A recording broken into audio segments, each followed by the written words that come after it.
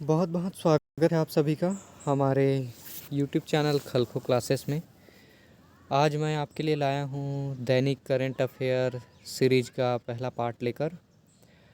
हम आगामी 1 सालों तक लगातार दैनिक करंट अफेयर का एक पूरा सीरीज चलाएंगे, जिसमें वर्ष 2022 में घटने वाली तमाम घटनाओं का प्रत्येक दिन का ब्यौरा होगा, विवरण होगा, जो आपको आपकी तैयारियों में विशेष मदद करने वाला है। विशेष तौर पर आप UPSC, CGPSC, UGC net set, Vyapam, SSC, railway, banking या अन्य इसी प्रकार की प्रतियोगी परीक्षाओं की तैयारी कर रहे हैं तो आपके लिए हमारे ये वीडियो बहुत ही उपयोगी साबित होंगे, ऐसा हमारा विश्वास है।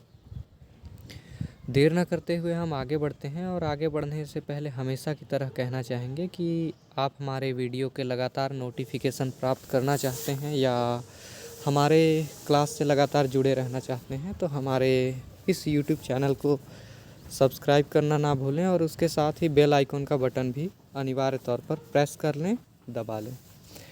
चलिए हम आगे बढ़ते हैं। और आज चूँकि नया साल है, यहाँ मैंने जनवरी 2021 लिखा हुआ है, किंतु यह 1 जनवरी 2022 है। 1 जनवरी 2022 के करंट अफेयर से हम नए साल का नया करंट अफेयर का शुरुआत करेंगे।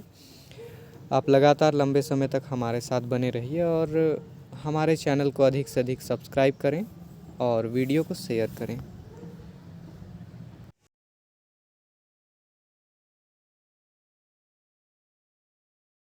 किन 3 भारतीय मूल के व्यक्तियों को कनाडा के सर्वोच्च नागरिक सम्मान से नवाजा गया है? प्रश्न एक बार गौर से सुनिएगा। हाल ही में किन 3 भारतीय मूल के व्यक्तियों को कनाडा के सर्वोच्च नागरिक सम्मान से नवाजा गया है? 3 विशेष व्यक्तियों की बात हो रही है जो मूलतः कनाडा के नागरिक हैं, किंतु वे मूल तौर पर भारतीय हैं। इन 3 भारतीयों को कनाडा के सर्वोच्च नागरिक सम्मान से नवाजा गया है। इन तीनों का नाम है क्रमशः, एक है वैज्ञानिक डॉक्टर वेंकुटम लक्ष्मणन अय्यर, उसके अलावा एक रियल एस्टेट कारोबारी हैं मुगल बॉब सिंगढिल्लो, और एक शिशु रोग विशेषज्ञ डॉक्टर प्रदीप मर्चेंट। तो ये 3 ऐसे व्यक्ति हैं जो मूलतः कनाडा के ही नागरिक हैं, किंतु भारतीय मूल के माने जाते हैं। इन्हें कनाडा के सर्वोच्च नागरिक सम्मान ऑर्डर ऑफ कनाडा से नवाजा गया है। तो याद रखिएगा, कनाडा का सर्वोच्च नागरिक सम्मान कौन सा है? Order of Canada. इसके आगे और तथ्य है कि ये सम्मान प्राप्तकर्ता तीनों ही नागरिक कनाडा की नागरिकता ग्रहण किए हुए हैं। और विशेष तौर पर पूछा जाएगा कि यह सम्मान किस लिए दिया गया, तो यहाँ ध्यान होना चाहिए आपको। यह सम्मान दिया गया बेहतर राष्ट्र निर्माण में मदद एवं द्विपक्षीय संबंधों को बढ़ावा देने के लिए। आमतौर पर कोई भी देश होता है, 2 देश आपस में अपने संबंधों को मजबूत और स्थिर बनाना चाहते हैं और आपस में एक दूसरे से मैत्रीपूर्ण संबंध स्थापित करना चाहते हैं। तो कनाडा का अन्य देशों के साथ और विशेष तौर पर भारत के साथ एक बेहतर संबंध स्थापित हो, इस क्षेत्र में इन 3 व्यक्तियों का विशेष योगदान था। परिणाम स्वरूप इन्हें कनाडा के सर्वोच्च नागरिक सम्मान से सम्मानित किया गया। बढ़ते हैं हम अगले प्रश्न की ओर। अगला प्रश्न है, हाल ही में विशेष सशस्त्र बल, गौर कीजिएगा, हाल ही में विशेष सशस्त्र बल अधिकार अधिनियम, जिसको हम अफस्पा के नाम से जानते हैं, इस अवधि को केंद्र सरकार ने 6 माह हेतु बढ़ा दिया है। सवाल है, यह अधिनियम किस राज्य में लागू है? तो इसका जवाब है नागालैंड। भारत का उत्तर पूर्वी राज्य नागालैंड, जो अभी विशेष तौर पर चर्चा में है। नागालैंड के संबंध में अफस्पा कानून, जो कि सुरक्षा बलों को विशेष अधिकार देता है अपनी गतिविधि करने हेतु, तो अफस्पा कानून नागालैंड में लागू किया गया है। आतंकवादी निरोधी कानून है। थोड़ा सा इसके बारे में और तथ्यों पर जान लेते हैं। तो कहा जाता है कि इस कानून के तहत नागालैंड को एक अशांत क्षेत्र घोषित किया गया है। इसके साथ ही अफस्पा कानून को वापस लेने की मांग चल रही है, जिस पर केंद्र सरकार ने एक उच्च स्तरीय समिति का भी गठन किया हुआ है।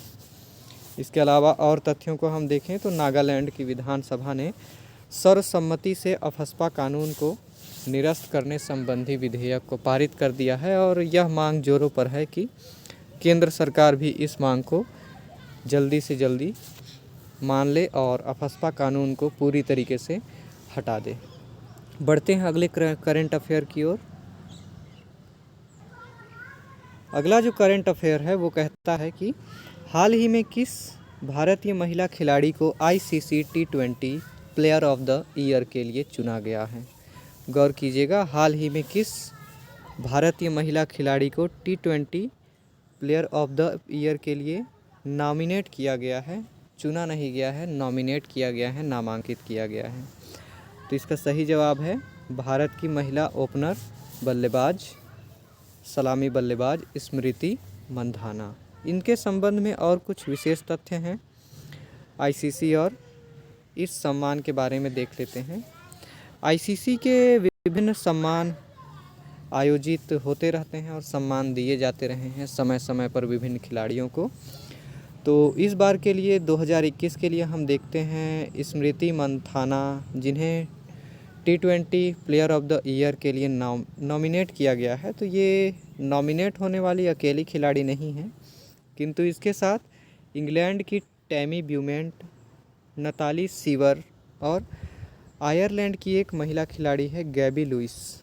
ये 3 खिलाड़ी भी स्मृति मंधाना के साथ नामांकित होने वाली खिलाड़ी हैं और इन्हीं चारों में से किसी एक को जनवरी माह में ही ICC T20 महिला प्लेयर ऑफ द ईयर के लिए चुना जाएगा।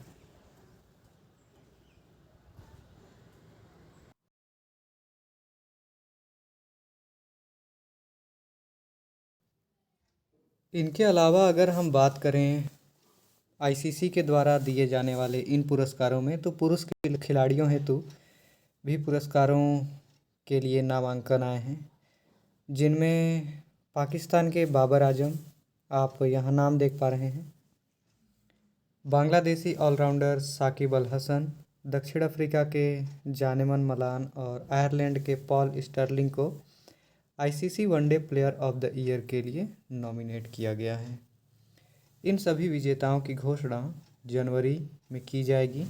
जनवरी में किसी भी तारीख को की जा सकती है। चलिए इसके आगे देखते हैं। अगला करंट अफेयर है, हाल ही में न्यूजीलैंड के किस खिलाड़ी ने क्रिकेट के तीनों प्रारूप से संन्यास लेने की घोषणा की है। सवाल को एक बार फिर से सुने। हाल ही में न्यूजीलैंड के किस खिलाड़ी ने क्रिकेट के तीनों प्रारूप से संन्यास लेने की घोषणा की है। इसका सही जवाब है Ross Taylor. Ross Taylor New Zealand के चर्चित और महान खिलाड़ी रहे हैं। इन्होंने हाल ही में क्रिकेट के सभी प्रारूप से संन्यास की घोषणा की है। इनके बारे में विशेष तथ्य क्या है उसे देख लेते हैं। पहला तथ्य है कि ये न्यूजीलैंड के ओपनर बैट्समैन थे, अर्थात सलामी बल्लेबाज। इनकी उम्र 37 साल है और ये अपना अंतिम मैच नीदरलैंड के खिलाफ अप्रैल में खेलेंगे।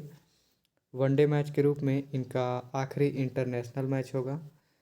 इनके डेब्यू की बात करें तो इन्होंने वर्ष 2006 में अपना डेब्यू किया था, अर्थात 2006 में अपना पहला मैच खेला था, अंतर्राष्ट्रीय मैच। इनके बारे में एक और विशेष तथ्य है कि ये विश्व के एकमात्र ऐसे बल्लेबाज हैं जिन्होंने क्रिकेट के तीनों प्रारूपों में, अर्थात बात वनडे की हो, T20 की या टेस्ट मैचों की हो, इन तीनों प्रारूपों में 100 से अधिक मैच खेलने वाले विश्व के एकमात्र और इकलौते बल्लेबाज हैं। तो यह विशेष जानकारी योग्य तथ्य है जो आप ध्यान में रखेंगे।